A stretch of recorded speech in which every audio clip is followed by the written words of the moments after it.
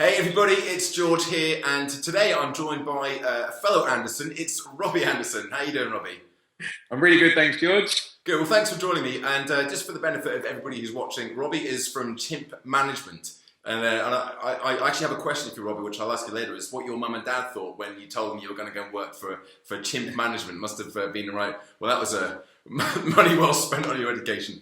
But we are going to be talking about the book, The Chimp Paradox, which is a book by Professor Steve Peters. And now I read this, or actually I listened to it on Audible a couple of years ago, and I've got the book as well because it's a great reference. But this is a phenomenal model for understanding and improving the relationship with what's going on inside your head. Well, we all get this, the voices in our heads that are telling us what we should or we shouldn't be doing, and that we could or we couldn't do.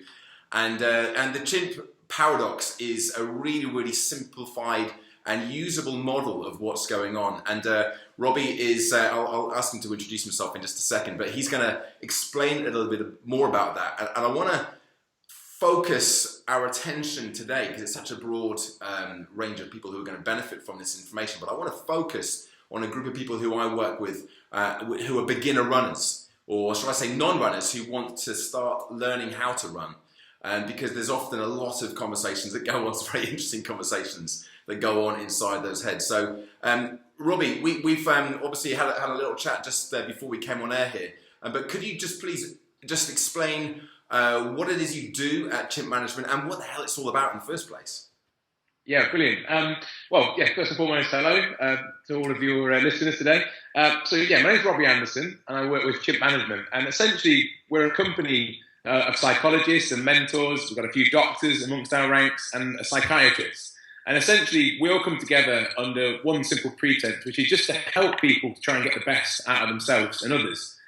What we kind of find in our different walks of life, so some of us work in sport, some of us work in business, some of us work with education, is that people will say to us they are trying to achieve certain things in their life, self-fulfillment, certain outcomes, whether it's running, but they're commonly coming up against barriers, and they can't understand why they're happening or why they keep happening.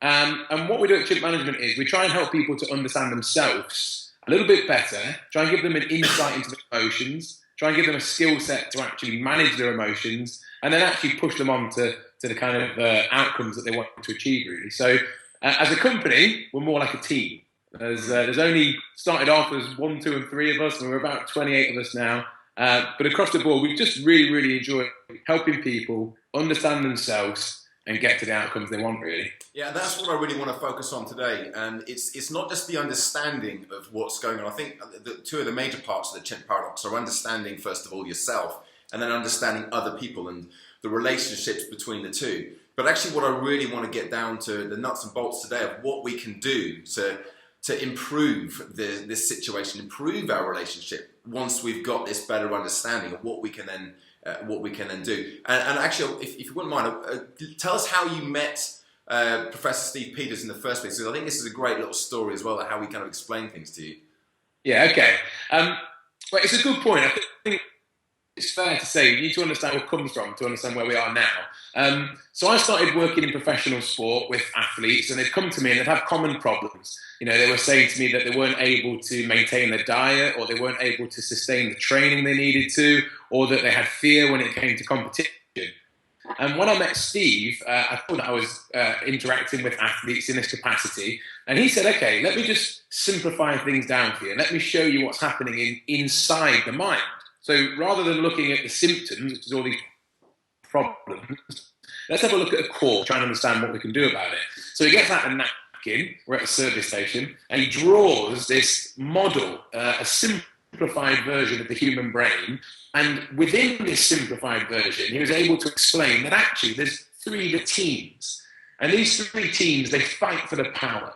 And whoever has the power is able to make the decisions and run life for you. So he explains to me that in the front of the brain, we've got this human, and actually that's you. So you're able to be the person who you are, you're able to have the values that you want, you're able to set the ambitions that you want to achieve, and actually, generally, you're a very logical and quite a process proactive driven person. However, you're not alone. and you continue to draw that in the middle of this brain is your chimp. Now, your chimp, and this is quite an important concept to grasp really, is an independent thinking brain. So it's not you. It's a really, really big concept. Your chimp sits in the middle of your brain, and your chimp is fully able to make its own decisions. But it isn't going to do them off facts and logic, and it isn't going to do them proactively and plan ahead. It's going to be impulsive. So therefore, what happens, we soon start to see, is this battle going for the power. And what we often find is the chimp is 5 times more powerful than the human. So when these athletes are coming to me and saying, we want to achieve these outcomes and we want to be confident and we don't know why we are not able to go out, and we soon realise that actually you've got a chimp which has no intention of doing any of those, and the battles are. So they're able to draw us on a napkin in about 10 minutes. It revolutionised the way that I understood myself, and then the more and more that I was able to understand the model, the more I've been able to help other people get that insight also. And what's the third part? You said there were 3 teams at play. Yeah, that's good. That's a good question. You're on the ball. The reason I left that out, and it's an important one, the reason I left it out is it's a huge concept, first and foremost, to realise that there's 2. That actually you're not alone. Like you don't have to know the science to get that concept. Let's go practical. This is when we have conversations with ourselves. You know, when we say, I really want to go for a run. Oh, I don't know, it's cold outside. No, it'd be great when you...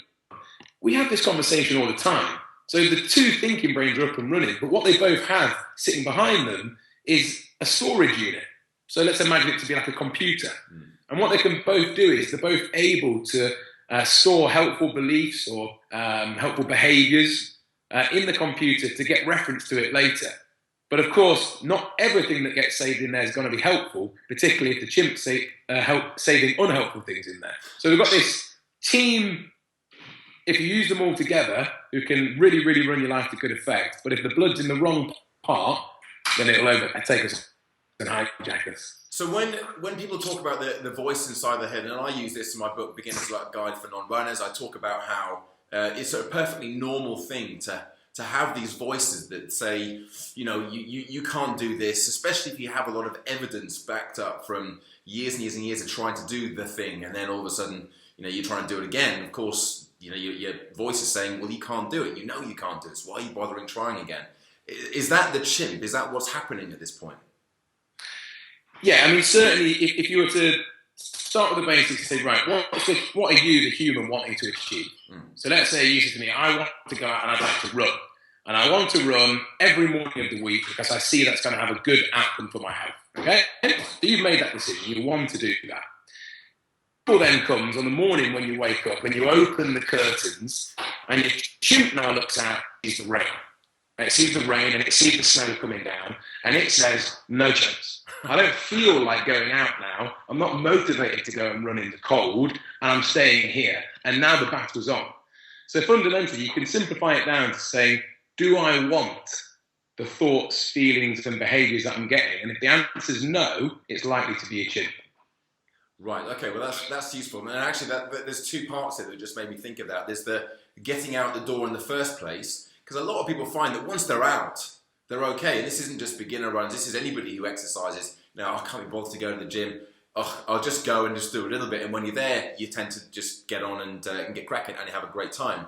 But then there's the times when you are out there, you are doing it, and then there's the voice of doubt that says, "Oh, look, there's a hill. You're never going to get up there," or you're never going to be able to do that 3rd set, or you're never going to be able to get into that pose in your yoga class. And again, it's that kind of just taking you down voice. Is that the same? That's still just a part of the chimp, would you say? Yeah, I think it's a really good point. And the important thing here to say is that's really normal.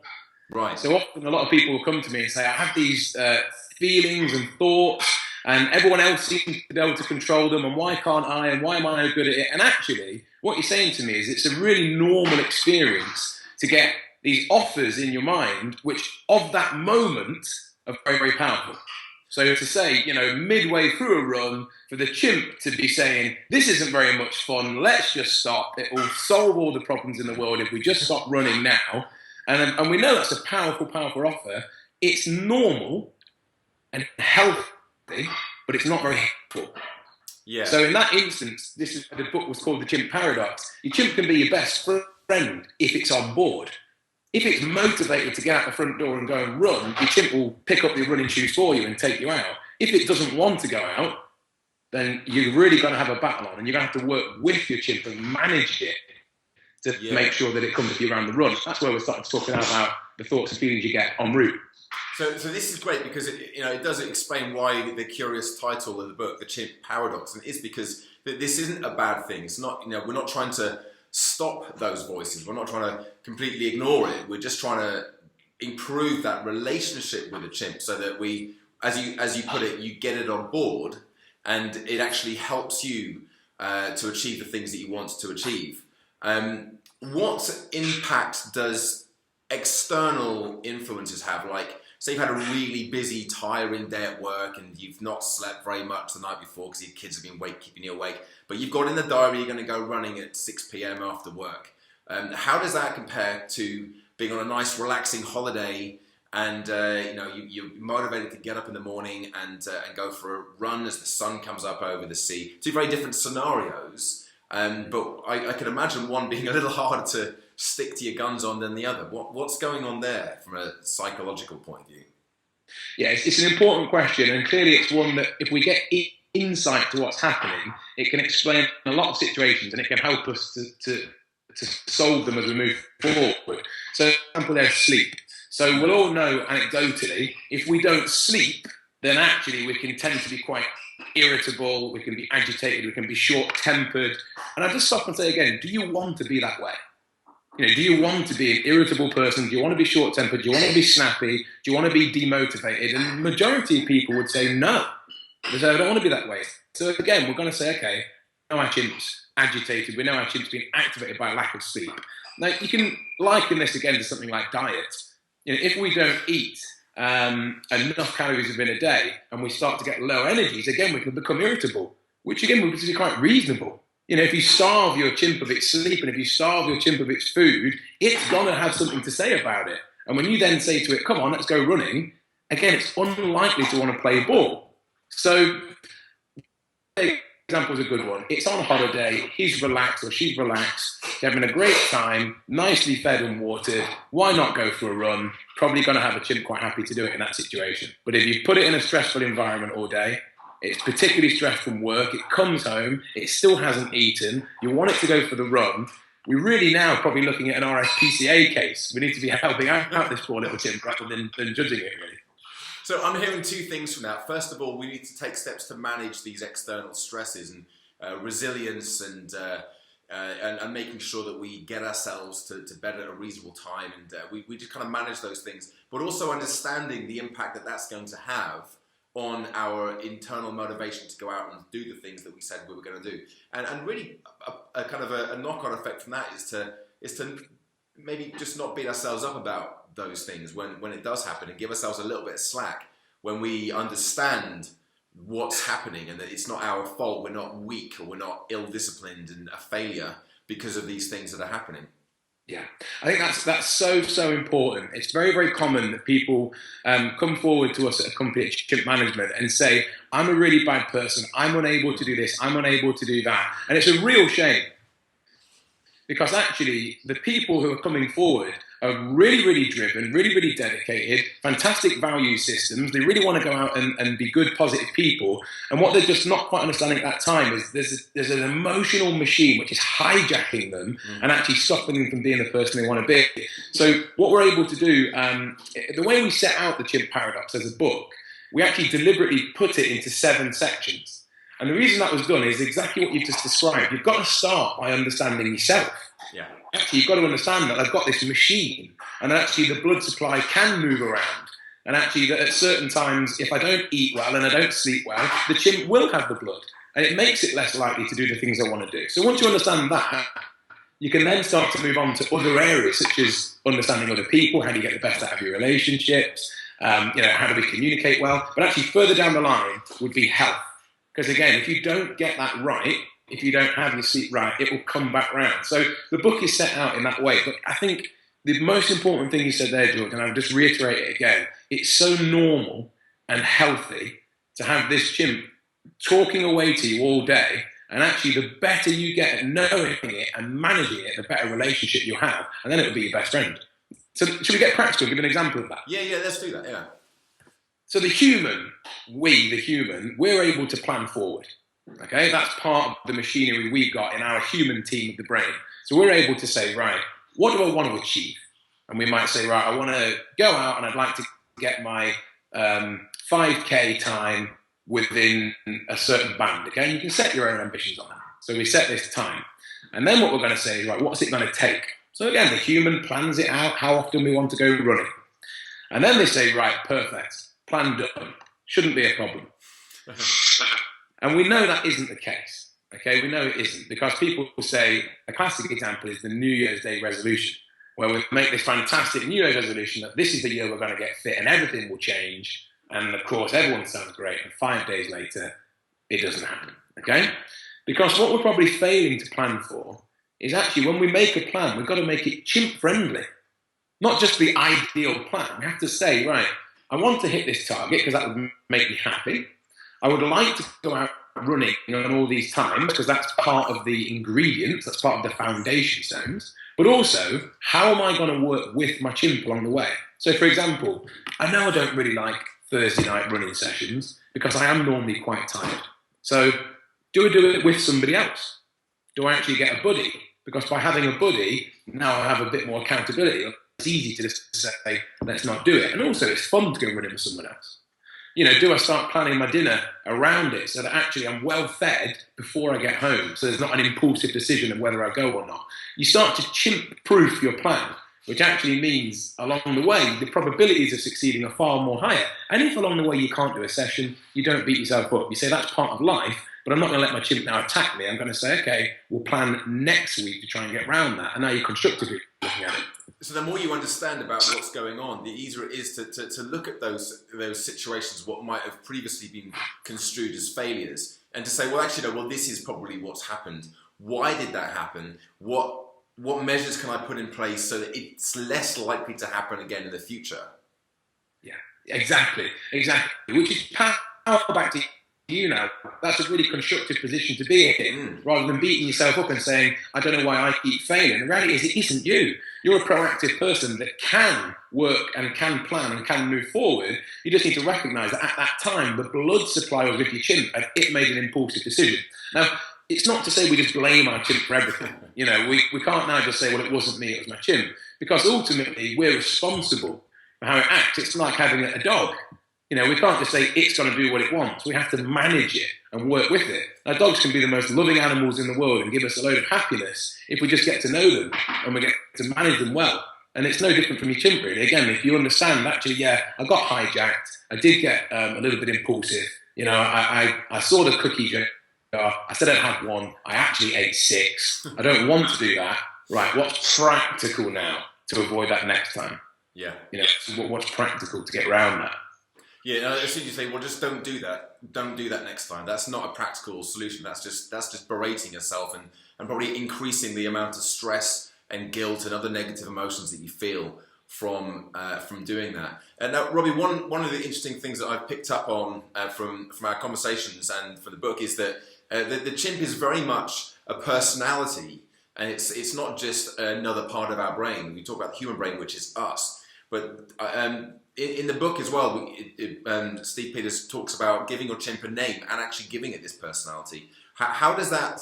What are kind of the protocols around that and the benefits of having a name for your chimp?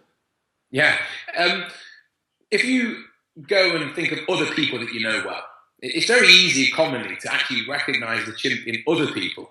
Okay, so if you're in a relationship, we'll be very good at saying, oh yeah, I know when my partner's chimp comes out. Okay, when we do that, what we're starting to recognise is characteristics of other people which actually aren't really the loving person or aren't always the friendly person that they can always be. So already in other people, you can recognise this change. You know, we'll say when they get tired or hungry or if they're in traffic, this chimp comes out. So we can see the personality, okay? But the more important thing is to get to know your own chimp.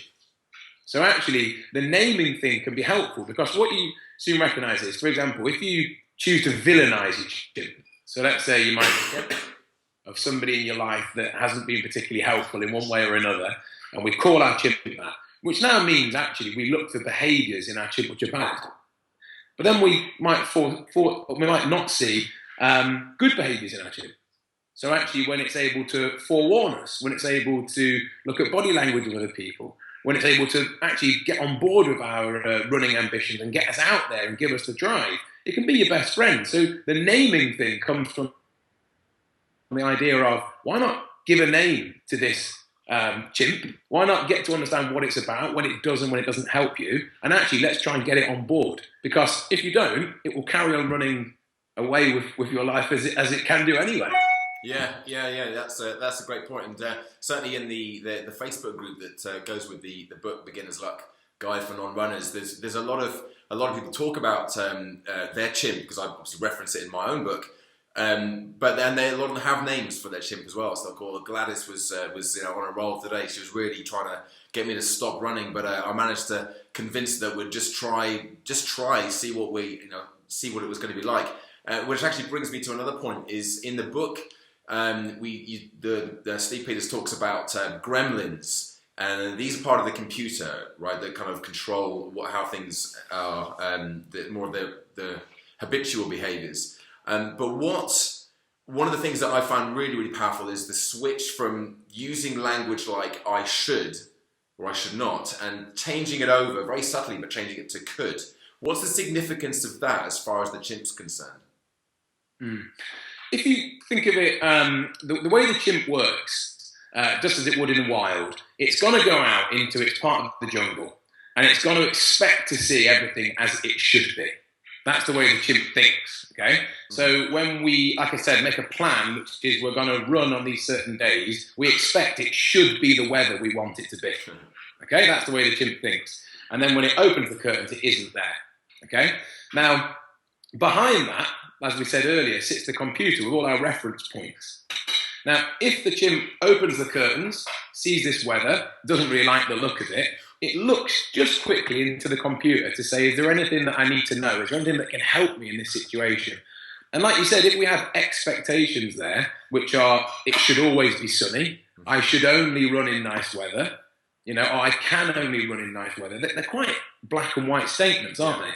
They're quite final. Or, I don't run well in the cold. Okay, so that comes back to the chimp, and it's a done deal. It just says, no, I don't run in the cold. And of course, it's now got its excuse and you won't run.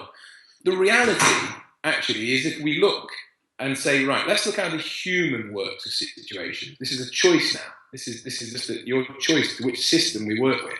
The human says, I'll work with what is. I don't know what the weather's going to be. I can forecast it and look ahead. There's been proactive. But actually, if I open the curtains and it's raining, my chimp will be disappointed. But what can I do? Am I actually able to go out and run? If not, what could I do alternatively? So the offer will always come. The chimp will look, it will say it shouldn't be raining.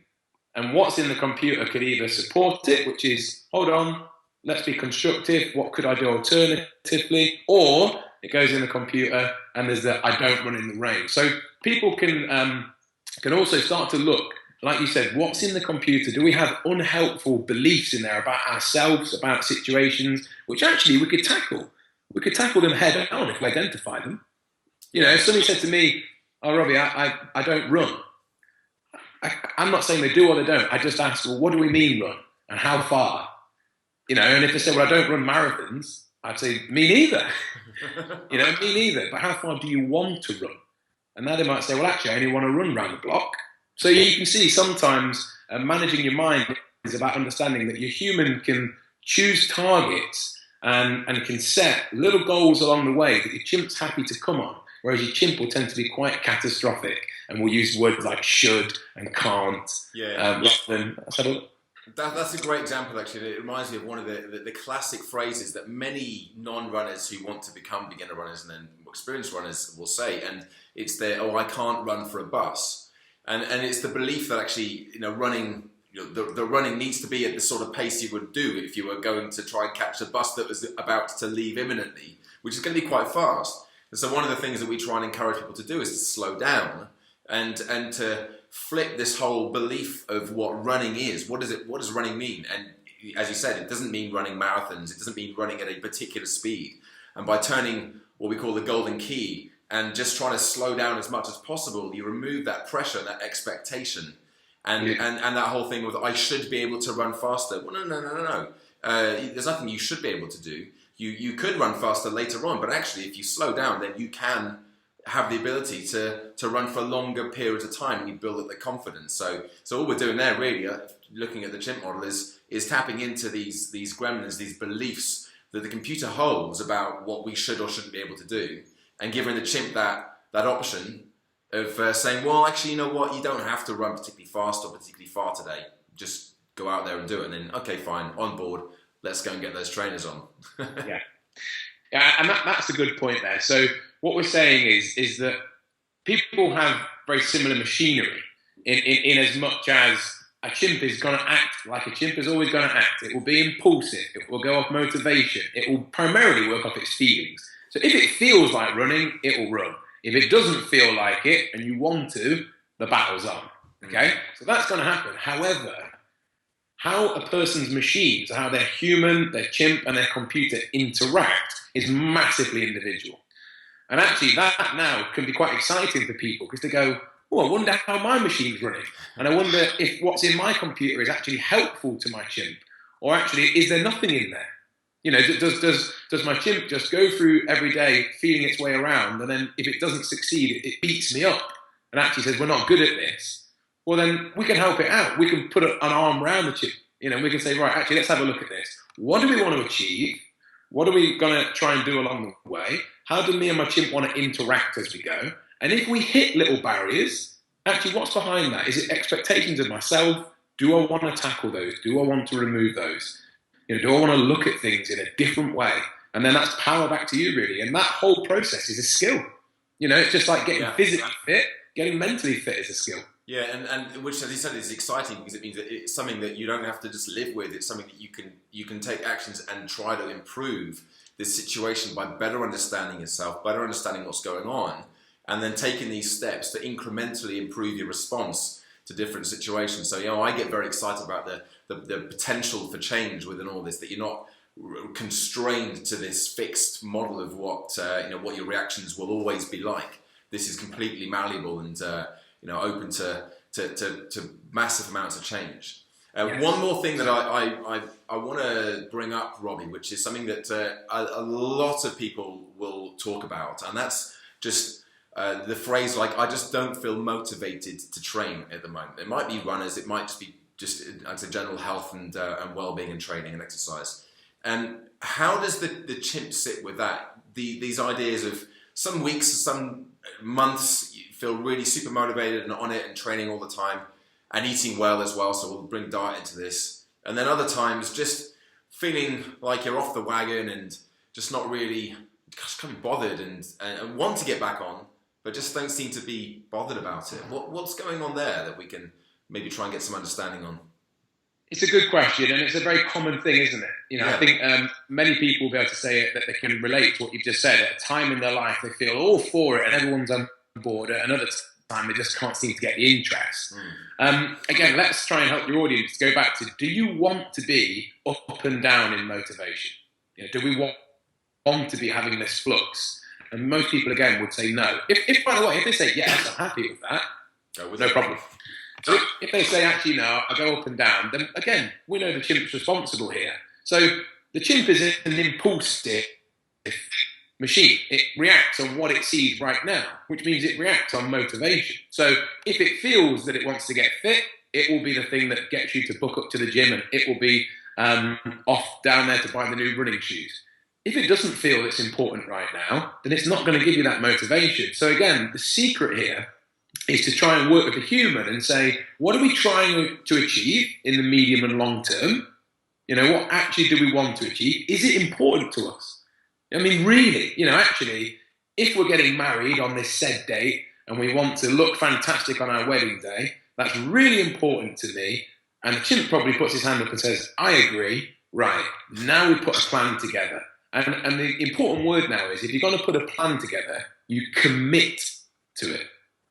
The human works on commitment, which says we want this outcome. We're going to have little fluctuations of motivation, but it doesn't matter. We're committed to it.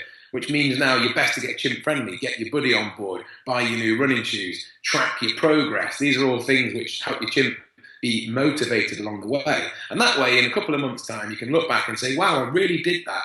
But it's unrealistic to expect your chimp to be motivated forever.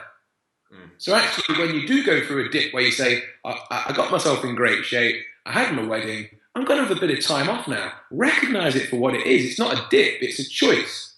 But if you're not choosing to do that, recognize you're being hijacked and get proactive and do something about it. Yeah, I completely agree with the whole fluctuation thing. And sometimes, well, not just sometimes, pro athletes, I'm sure you'll know more than most, you're not performing at your peak 12 months of the year. You have these points of time where you drop down, you allow your body to recover, and you allow your mind to recover because it's quite stressful being on it the whole time, or it can be. And then you wind things back up again towards a particular important competition. So there's no difference really for the normal person, for the lay person, to follow the same processes. But the difference is in how we frame that, and looking at it is a perfectly normal thing to do. As long as we feel like we're doing it through choice, and we're able to get back on track and back on the wagon when we're ready and when we want to, rather than feeling like I want to but I can't. And that's, as he said, where you're being hijacked, and it's time to put plans into place to get things back on. And again, I love the examples you gave there of getting a buddying up, getting some kind of accountability with somebody, getting a new pair of trainers, even that, simple things like that. Tracking progress, loads of ways, loads of tools online now to allow you to track your progress and share it with people as well. So it's actually quite easy to do when you realise what's happening. I think that's the key thing, isn't it? Yeah, absolutely. Well, look, Robbie, thank you so much. And I just want to kind of tell people this is the book. It's called The Chimp Paradox, available on Amazon or all good bookstores, I would imagine, as well. And Audible. Audible was great. I found that really, really helpful. But certainly having the book, because there's lots of diagrams in the book, which obviously you miss out on if you're listening to it via Audible. And Chimp-management.com as well is the place to go for more resources and to find out about courses and other things that you guys do. Is that correct? Is that the right website? Yeah, absolutely. Yeah, Chimp-management.com. Obviously, like you said, different people like to learn in different ways. Certainly what we tend to cover can be quite conceptual, which means actually you hear it and you could get a light bulb moment and go, wow, that really makes a difference to me. So like you said, sometimes people like to read it and see it because it gives them a chance to think. Sometimes people come to workshops and say, actually, now that really clicks with me. I see the way you presented that. But I think importantly as well, it's not just chimp management that's out there. There's so much good resource out there to help people who are struggling. And what I would say is, if chimp management isn't the one for you, if it isn't the model that clicks, then go and find something that does, because there's no reason really to beat yourself up when all you're doing is just trying to do your best. So if chimp management works for you, brilliant. Come along, we'd love to support you. The book's there. Have a read. Fire us questions through our email system, and we'll do our best to support you. But above all else, get on board with your chimp and get out there and just enjoy life, really, because it's for that reason, isn't it? Robbie, thanks again for your time today. Much appreciated, and I look forward to catching up with you again soon. Okay, thanks, George. Cheers.